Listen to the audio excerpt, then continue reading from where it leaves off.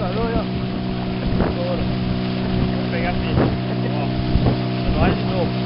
Vamos lá então. Tamo aí, tamo aí. Calma aí.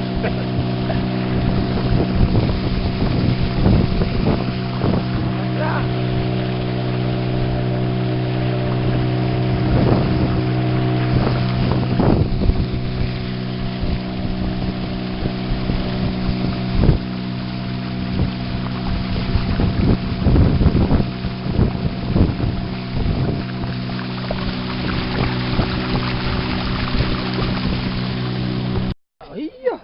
Olha aí, ó, pessoal. Na verdade é esse aí, Ó. meu. Esse aqui já ficou a minha trazendo. o outro veio que se lascou caindo de gaiato. Aí, pessoal, que bonito, ó. Ó a carne do piloteiro, faceiro lá. Ó. Bonito bicho aí.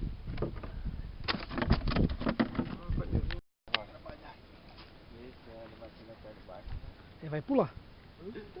Olha lá, cara. Olha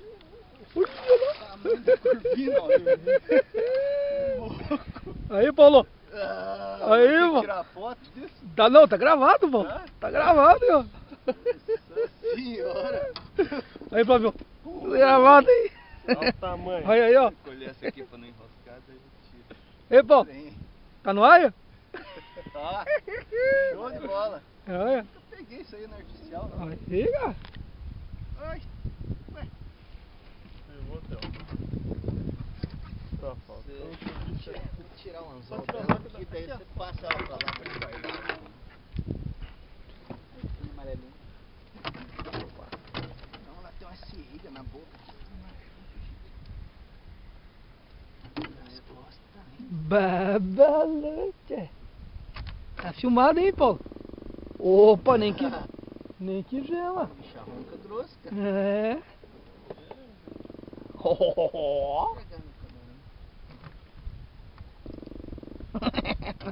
Parece eu com fome. Ó. Ó, Paulo. Parece um porco. Pode tirar ela lá, você já guarda lá, tá pra lá. Pesado, hein? Então...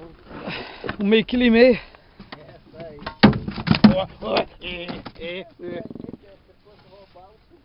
Ó, o senhor quer pegar com... Bag também pode ser, mas dá o bag, não vê?